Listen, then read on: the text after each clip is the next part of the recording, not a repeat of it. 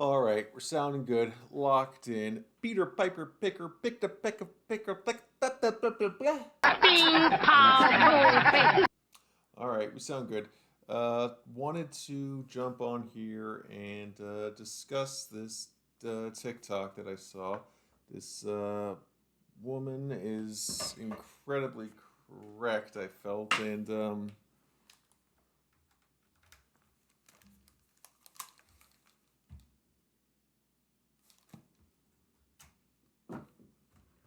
so yeah, this saw this TikTok and had to speak on it because I definitely know what's up. I've seen it. I just dealt with it.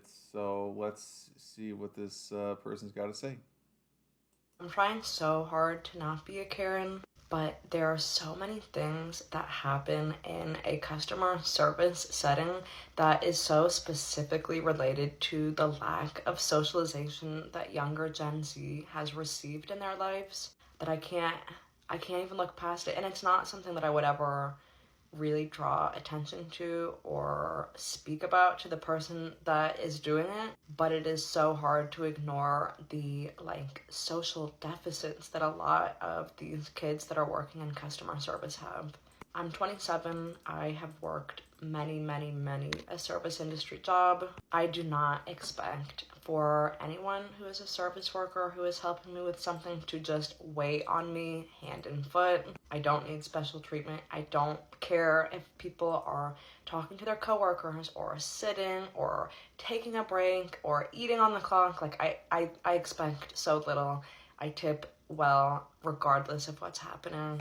Not that I necessarily need to explain all of that, but actually, yeah, I do. If I'm gonna call myself a Karen in my hook, I probably should. Yeah. In these little instances that I've observed, I kind of register initially as rudeness, but I don't think it is. I think it is generally a lack of social skills and a lack of kind of intuiting the needs of a customer. The situation that kind of exemplifies what I'm talking about happened to me today. Generally, the cashier just didn't really have much confidence in being able to answer any of the questions that I had about the food that I was ordering. I just wanted to know if a drink was super sweet. I wanted to know what flavors of pizza they had. And for every question I asked, she referred back to somebody else. And it seemed like she knew the answers to the question, but she was just not comfortable or confident enough to answer it. I ordered 6 slices of pizza, and when I opened up my box to check, there were only 5. So I was just like, hi, did you ring me up for the other slice of this flavor of pizza? She then asked the line cook about that, even though I'm sure she probably could have pulled that information up. The reason that I asked,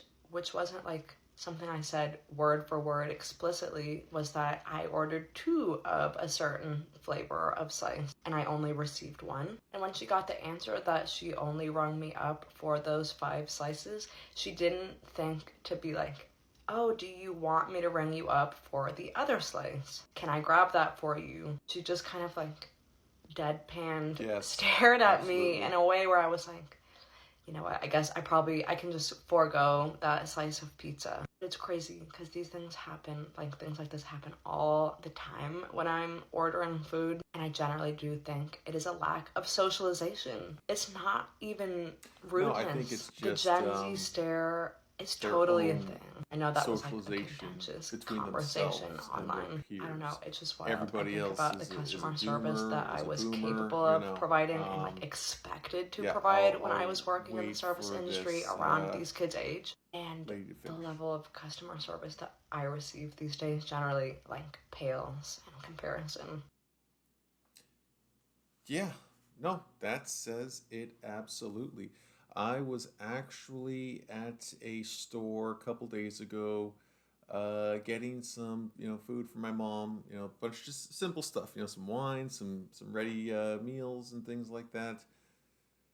The person who was ringing me up, I was kind of, I always do this thing where I'm at the checkout and I'm like, which aisle am I feel is going to go faster, right? It's this little game I like to play, right? Which aisle should I go in? And I'm not expecting someone to be a juggler or be employee of the month with Dane Cook, where Zach Shepard was just scanning items like stupid crazy, but I kid you not when I tell you that the other line had more people, once I was already in the queue, and that this other line just was like.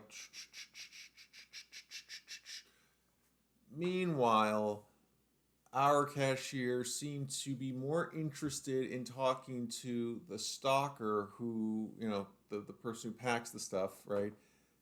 Who is behind them. So they literally keep turning around and talking to this person, and they aren't even acknowledging that, it's like, I'm trying to get out of there. You got one job to do. Okay, one damn job to do. Scan the packages. And meanwhile, I'm just getting more frustrated because it's like I can see the woman who is, on the other, cashier. She is just doing her job, just boom, boom, boom. She is by herself, no stalker, no none of that, and she's still kind of going through customers, even double, I want to say, than what I was going through. So, and you know what? It's just like it's completely right. Like they were in their own little world talking about how cute their socks were and where they got them, and other minutia that it's like you're at work, do your goddamn job, okay? I'm not telling you to be employee of the month. I'm not telling you to do everything, but just do the bare minimum.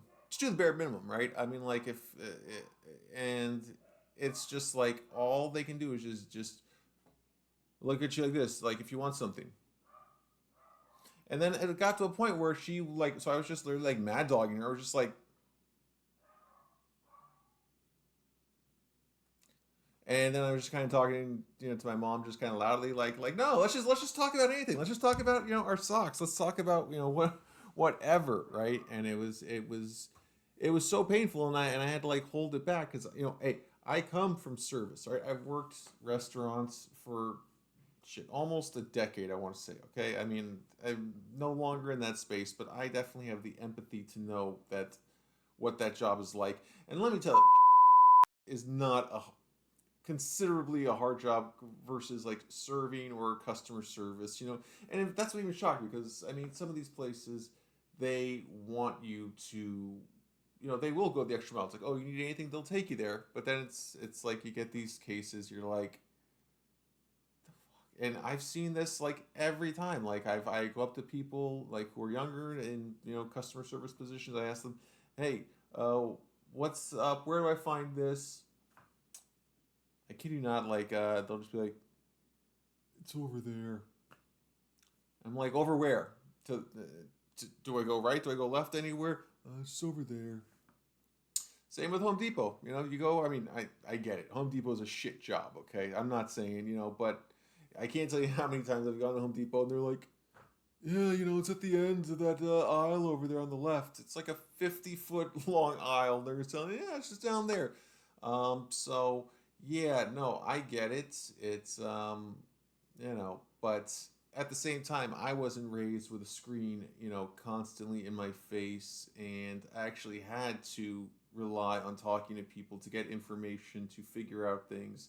And I just don't understand is, I mean, maybe I'm getting older, maybe I'm becoming, I'm not sure what the male equivalent of a Karen would be. Let me know in the comments, what's a male Karen? Um, but yeah, I mean, I'm sure you guys are feeling this too, right?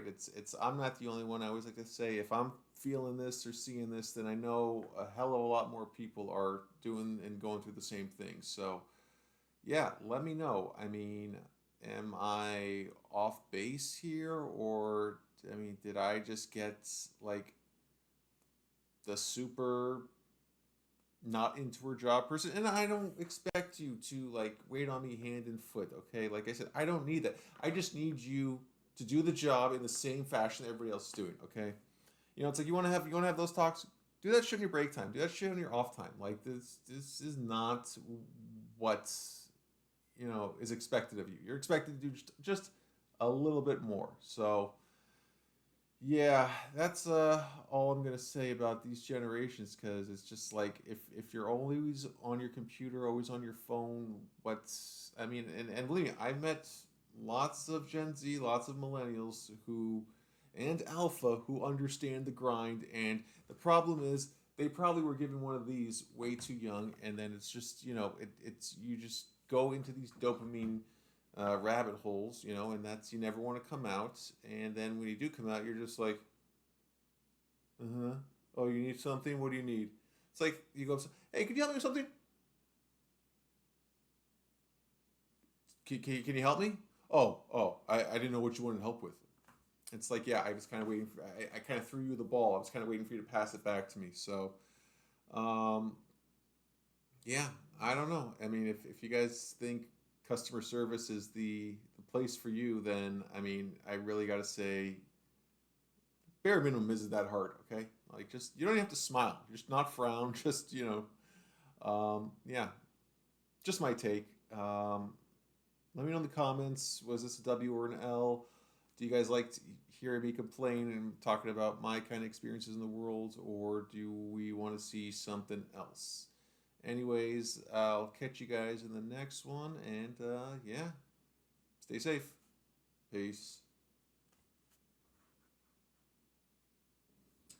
I love to read me some comments from these type of things. So being older Gen Z really feels like a last chopper out of Nam situation with the social skills. Yeah, that's kind of true. Like 21-year-old dude looking at me like I'm so embarrassing when I'm literally just picking up a pizza. Why are you smirking like I'm a freak? What is that? The Gen Z stare conversation was crazy, though, because they were all screaming about how they don't owe us customer service when that's literally the job that they're paying to do. Like, what? Yeah, seriously. Like, I just went through, like, they're looking at you like you fucked up. The literacy crisis also extends to not being able to read a room or a situation. Absolutely. There is a genuine discrepancy in curiosity and problem solving. Well, I also like to think something my old boss used to say is that today's generation has a complete lack of common sense and lack of urgency. So either way, however you want to slice it, it's very true to that. So going shopping or ordering food from a Gen Z cashier literally feels like a humiliation ritual at this point. Yeah. That's that's pretty apt.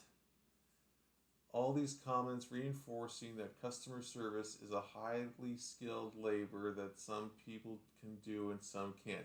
You know what? Perfect example. You know, you look in Europe, all of the waiters, you know, professional. Okay, they know what they're doing and they don't need a goddamn tip. But that's also because their country actually takes care of them.